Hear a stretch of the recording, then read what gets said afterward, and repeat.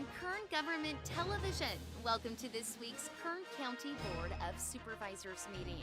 Originating from the County Administrative Center, located at 1115 Truxton Avenue in Bakersfield, California.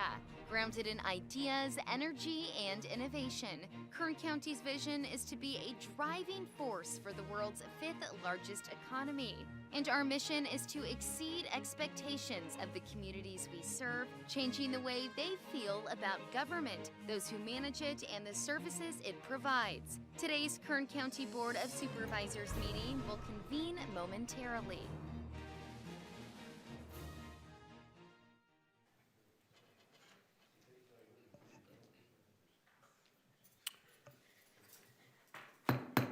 Good afternoon and welcome to the 2 p.m. session of the Tuesday, May 7th, 2024 regular meeting of the Board of Supervisors. Board to reconvene. The first item is roll call. Supervisor Peters. Here. Supervisor Scrivener. Supervisor Flores. Here. Supervisor Couch. Here. Supervisor Perez. Here. Thank you. The next item is a report on actions taken in closed session. Ms. Rezan. Thank you. Good afternoon, board members. This morning you met on item 59, and there is no reportable action. Thank you. The next item is the consent agenda. All items listed with a CA or C above the item number considered to be routine and non-controversial by county staff. We can act on those all in one motion. The consent agenda starts on page 3 with item 4 and continues on to page 9 through item 42. So only items 1, 2, and 3 are not on the consent agenda. Everything else is on the consent agenda. We can act on those, as I say, all in one motion. Is there anyone here that would like to make a comment or ask a question about any of the items, that being items 4 through 42? Seeing none, I'll return to the board. Chairman, if we could, I would like to ask our CAO, Elsa Martinez, to just provide some brief comments on some of the communications we've had about item 29, if you would. Good afternoon, Mr. Chairman and members of the board. Item 29 is the proposed resolution of intent to set and advertise a public hearing for the purchase of the real property located at 34970 McMurtry Avenue in Bakersfield, and in the amount of $30.4 million, and to use as the Sheriff Corner facility and also as a future animal services facility. And we are asking for some budgetary transactions to set the hearing for the purchase. What I want to tell the board is that on March 23rd, we came to your board with our request for a lease with an option to purchase this facility. We informed your board at the time that the existing facility at the coroner's office did not have the capacity for our county, our size. That facility was built in the 1970s when our population was 350,000 people. They had an average case of 1,800 cases per year. Today's population, we're at close to 1 million. Our need has increased 89%. At the time that we brought this item to your board, we clearly stated that the best option for the county was a purchase of this facility, an initial lease with a purchase. At the time, we estimated a cost of $36.3 million. This item today sets the hearing for the purchase. We'll have a second conversation. And it is at $30.4 million. And I want to make sure that it's clear that it also includes 2 parcels of land that we will be using for our hopefully our new animal control services facility. We'll be back to your board if there's any other specific question. Regarding the item being unbudgeted, I want to make clear that your board has been very proactive at setting aside one-time funds that we have at year-end. The reason we listed as non-budgetary is because the item wasn't included for the purchase of the budget because we didn't know the exact timing. But now we have the funds set aside. These are resources that the county has been prudently setting aside as funds became available for this purchase. We did budget the animal control facility on this year budget. We presented to your board in July and in August that was something that, just like the corner facility, our existing facility is not meeting our needs or the needs of the community, so we need to move forward with that option as well. I'd be happy to answer any other question, but we'll be back at the time for the hearing. Thank you for that, Ms. Martinez. I just wanted a little bit more context on that, so I appreciate it, and I'll make a motion on the consent agenda. Second. We have a motion and a second. May I make a comment before we vote on that? Two things. One is, it wasn't budgeted this year because you didn't know when we would be closing on the property, but the money has been set aside in the past. And two, at the very beginning of when you began speaking, I think you said March. Did you mean March of 2023 is when you brought this to us? Is that what you said? The first, so, let me make sure I got the right thing. This has been under discussion for a long time. It was 2021, Supervisor. 2021. Yes. Thank you. So we have I'm sorry, go ahead. I may add another comment that I forgot to mention, just for reference for the price.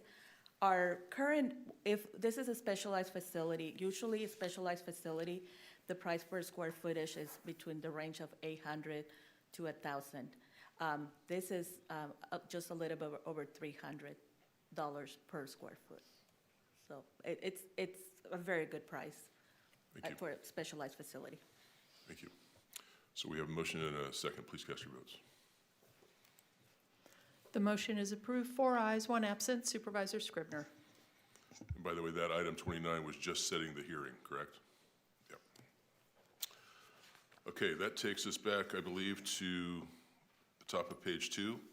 Item 1, which is the public presentations. This portion of the meeting is reserved for persons to address the board on items that are not on this agenda but under the jurisdiction of the board. We try to keep our comments to 2 minutes. Are there any public presentations today? Yes, ma'am. Please give us your name and proceed. My name's Karen Bassard. My name's Karen Bassard.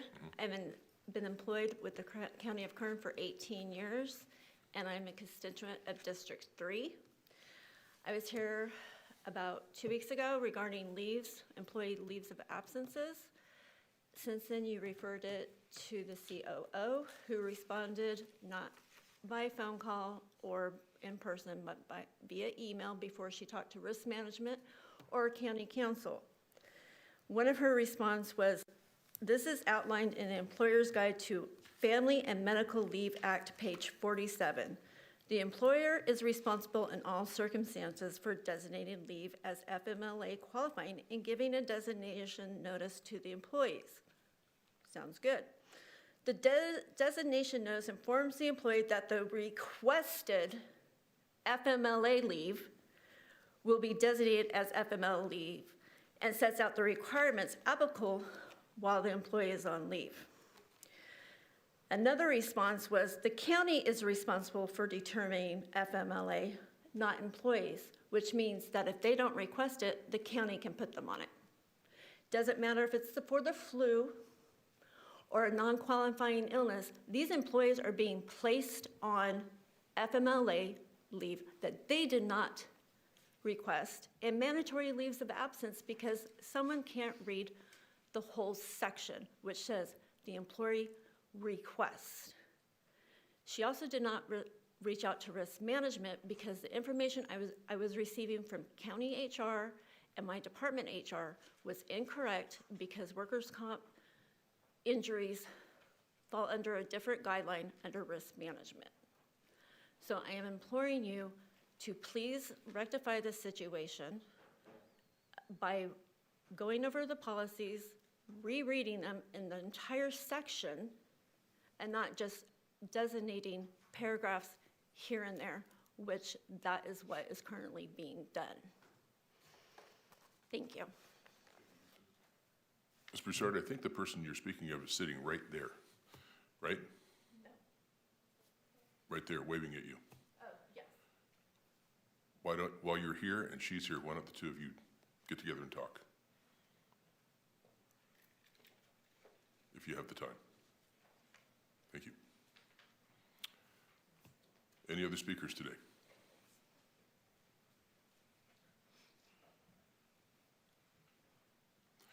How many of you plan on speaking today? At public statements, public presentations? Okay. Good afternoon. Hi, I'm Jean Reniger. Jean, Jeanne, Reniger, Renninger. It's a lot of N's. I'm a volunteer for Redemption Ranch, and I wanted to thank you guys for your donation a few months back. I apologize, it's been a while for me to get back down here. I've been sick, I injured myself, life. Quick note about Redemption Ranch, we're an animal-assisted trauma therapy program. We're working on building that and service dog programs for veterans, first responders, and civilian trauma survivors. So anyway, thank you. Thank you. Any other public presentations this afternoon?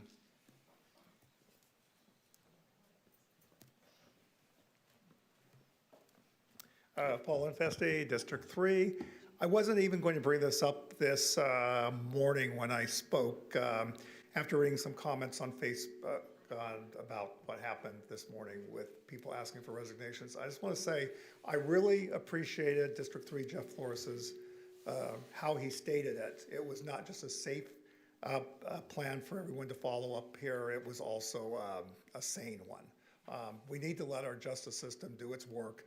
And a lot of people are, amateur detectives. They watch a TV show in an hour, and why can't we get these things all figured out in an hour? Justice is slow, but it's more important that justice is right. Just as I say about our elections, the results may take up to 30 days in order to be complete, but I'd rather they be complete in an orderly and correct manner than being anything else. So I think right now it's very prudent that we let justice take its side. We don't even know what, obviously a resignation, while everyone has the right to ask for a resignation from anyone they elect into office, that person is not legally bound to, and I'm playing amateur lawyer now because I don't really know what the law is in this case. But anyway, I just thought it was a very sensible thing that I heard from the board this morning and from the legal counsel as to why people cannot openly come out and talk about the case, because it's important that, remember, we all have our own individual rights. And we just have to be, I think, respectful of that. And things will come out in due course. Thank you. Thank you. Anyone else today? Under public presentations? Okay, seeing none. Item 2 is board member announcements and reports. I don't have a report, I just have a request. We're not meeting a week from today, we're meeting in 2 weeks, correct? Would you be able to, in 2 weeks, I think the public is owed some, to the extent we can, provide them with information about what happens in the event of a vacancy on the board through various possibilities. So would you be able to, in a couple of weeks, give a short little response to that basic question? The board's responsibilities and other, if there are any. Absolutely. Okay, thank you. Seeing no board member announcements or reports, that takes us to item 3. Under the Planning and Natural Resources Department is a request of the Sierra Club by Gordon Knipp, the original applicant, and Mr. Singh and Mr. Cower. I believe I'm saying that correctly, or it's as close as I'm probably going to get, by LAV and Pinnacle Engineering for an appeal of the decision of the Planning Commission to approve CUP number 17, map 121, and ZV number 11, map 121. This was approved February 22nd of 2024, and resolution number 18-24 and 19A-24. Do I need to read the entire amount of that into the record, the other bold type? Okay. So I'll turn that over to Ms. Lorelei Oviatt. Good afternoon. Good afternoon, Chairman Couch, members of the board. As noticed, this is an appeal of an approval of the Planning Commission. The project site is located on the southwest corner of Stockdale Highway and Interstate 5 in the Bakersfield area. I am here today with Craig Murphy, Assistant Director, who is assisting me. The project is 26.2 acres. As noted, it would be the phased development of a commercial travel center. The zone variance is to allow a pole sign with height and face area deviations to size requirements. The appellant submitted 3 comments in December of 2023, February 2024, and May 2024, and they were all considered by the Planning Commission. While the Planning Commission did approve this, and it is available for an appeal, which the Sierra Club timely filed and paid the fees, staff has reviewed the entire record of the processing of this project, the comments submitted by the Sierra Club, and the Planning Commission's deliberations, and concluded that rather than uphold the Planning Commission or deny the project, we are requesting you refer it back to staff so that we can review the environmental documentation in the light of all the comments that have been submitted. In addition, you have received today additional comments from the Sierra Club raising environmental issues. So the recommendation today from the Planning Department, and as a reminder, appeals are not required to, appeals start the deliberative process over. So any information that's brought forward and any decision that you can make today, irrespective of what the Planning Commission did or what staff recommends. So at this time, however, we have brought you no findings for approval. We have brought you no environmental document for an approval. We are therefore requesting that you conduct a hearing to provide the appellant and the applicant time to address your board and then refer this back to staff. What that means is that the application has to start over again. The environmental process has to start over again, and they have to go back to the Planning Commission for a new process. That completes staff's presentation, and we're available for questions. Thank you. Thank you. So I'll open the public hearing, and start with people who are, well, it's hard to be for or against to refer back to staff. So let's just take public comments, open the public hearing and ask if there's people here who would like to speak to this item. Sorry, Ms. Loviat, you have something to add? No? Okay.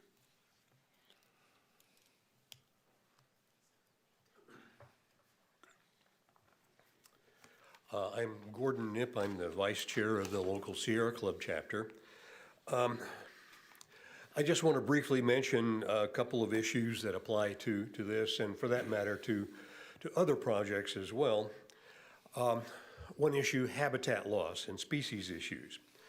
A biological survey in consultation with state and federal wildlife agencies should occur before project approval.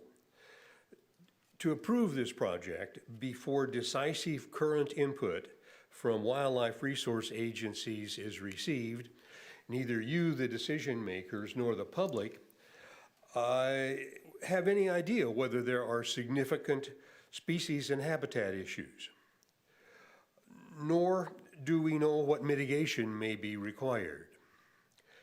Incidental take permit acquisition, purchase of replacement habitat, these are issues that should be addressed. Mitigation requirements must not be deferred until after project approval. Another issue, the climate crisis. To help address the project's adverse impacts on climate change, the county should be adding specific requirements for solar photovoltaics and for electric vehicle charging stations. The vague current conditions should be replaced by performance standards that are mandatory, specifically defined, and enforceable. The general plan update. Current general plans are old and out of date, and the county has no climate action plan. If we care not to leave an overheated planet for the next generation, and if the county intends to tear off of its general plan, the county should complete an update to the Kern County General Plan. We urge the Planning Department to reinitiate and proceed vigorously with general plan updates. Another issue, air pollution. We have the dirtiest air in the nation, and we shouldn't be letting new projects like this one make our air even dirtier. The county should have a policy that all new projects be required to sign an agreement with the Air District to mitigate air pollution impacts to zero. Thank you for your consideration. Thank you. Who will be next? Good afternoon, members of the board, Chairman Couch. I'm Steve Montgomery, the chair of the Kern Chapter Sierra Club. And among the features in this proposal, the conditional use permit includes a travel center with a fast food drive-through restaurant. According to the Environmental Protection Agency, the transportation sector is the largest source of direct greenhouse gas emissions in the U.S., and that is largely from gasoline exhaust. In the bid to cut air pollution and combat climate change, cities across America are banning the construction of fast food drive-thrus. Minneapolis is one of the latest to bring this rules prohibiting new drive-through restaurants. And while towns in California, Missouri, and New Jersey have already similar plans in place. Idling engines contribute to emissions and increased fuel consumption, bad for drivers' wallets and the planet. U.S. government advice suggests that idling for more than 10 seconds uses more fuel and produces more emissions than restarting your engine. Yet here in Kern County and the city of Bakersfield, both ranked as having among the worst air in the nation, this fact is ignored. It appears that the appeal of habit and tradition combined with ideological nonsense about people's so-called rights trump responsible behavior and good judgment. Along with other communities, nearby San Luis Obispo, with its smaller population and no inversion trap, it has such regulations in place for over 40 years now. And yet their life as we know it hasn't ended. Yes, I know it's tough sometimes to speak truth to power, but we have a climate issue that demands good judgment that supersedes ideologically based notions that are contradicted by sound science. In considering this conditional use permit, these are among the facts that we need to be given weight for consideration. Thank you for your time and consideration. Thank you, Mr. Montgomery.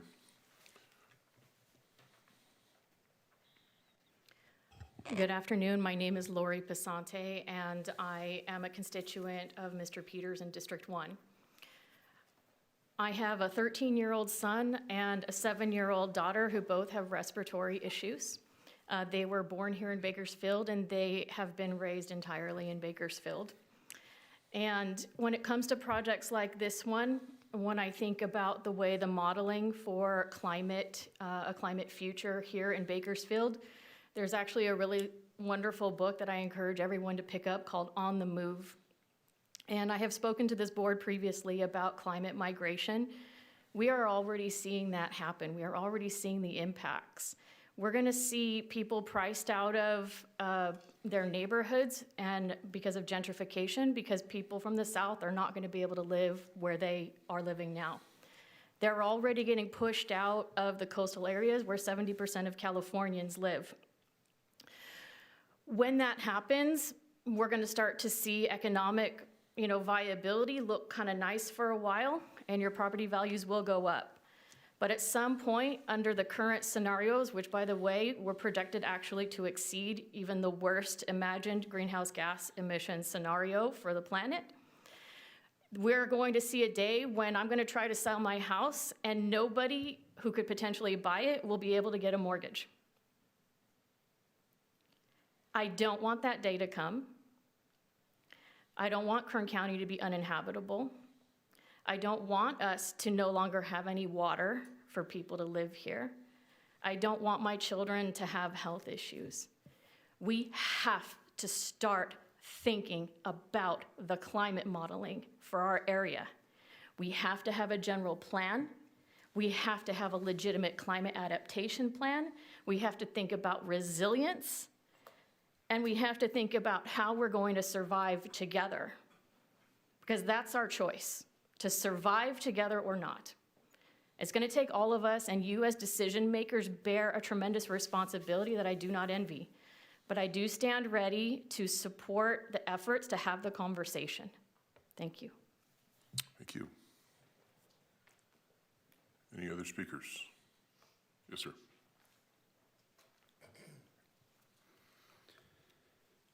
Good afternoon, members of the board and planning department team members. My name is Scott Quintana, and I am the project manager for the Stockdale Highway and I-5 Travel Center project in discussion in this hearing today. Our consulting firm, LAV Pinnacle, has been working with the development team for nearly 7 years in an attempt to obtain formal approval for a myriad of items ranging, from conditional use permits and as well as comprehensive traffic impact studies and beyond. We have worked hand in hand with the Kern County Planning Department, Caltrans, and a number of other outside consultants and agencies to help facilitate a successful project scope that we feel is greatly needed in the area in question. We have worked closely with the Planning Department to provide supplemental studies and analysis that impartially evaluate and support the eventual approval of this specific project. We continue to support the planning team's efforts and align with their recommendations to send this project back to staff in order to supplement the existing studies and analysis with an updated environmental assessment. We are confident that the continued collaboration between all parties involved will be able to obtain the necessary supplemental evaluations needed to ensure that this project has the full support of the Planning Commission, the Board of Supervisors, and all those attending in this hearing today. We thank you for listening to our position, and we look forward to supporting your team, however necessary, to ensure that this project moves forward successfully. On the behalf of Mr. Singh and the development team, as well as LAV Pinnacle, we thank you for your consideration, your time, and your efforts. Thank you. Thank you, Mr. Quintana. Are there any other speakers today on this item? That said, I want to ask one question. It's my understanding that during the Planning Commission hearing that it could be that the appellants felt they weren't given an adequate amount of time to make their case or make their comments. I want to make sure that today you have had adequate amount of time to do that. I'm asking if you feel that you've had an adequate amount of time today. You have to, by your mere lack of saying anything, I'm going to assume that you have, but I want that to be on the record today. Doesn't mean you can't comment at the subsequent Planning Commission hearing or a subsequent Board of Supervisors hearing, just today. Yes, I am pleased that we weren't held to a 2-minute maximum on this, I'll have to say. And so knowing that this was going to be referred back to staff, I didn't prepare long comments in any case because I didn't think there was much point to that. But I am pleased that we weren't held to some 2-minute minimum for comments. For today's purposes, you feel that you were given an adequate amount of time to present your case? For today's purposes, yes. Thank you. That's what I was asking. Thank you. Okay. Thank you. So I'll close the public hearing and bring it back to the board. You just are looking for a motion to refer it back to staff? I'll make that motion. I'll second. Please cast your votes.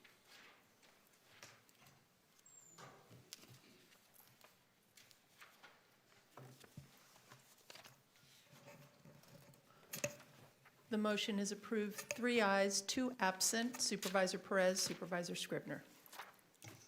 Thank you. That takes us to the end of the afternoon agenda. I'm looking for a motion to adjourn to Tuesday, May 21st, 2024 at 9 a.m. So moved. Without objection, we're adjourned. Thank you.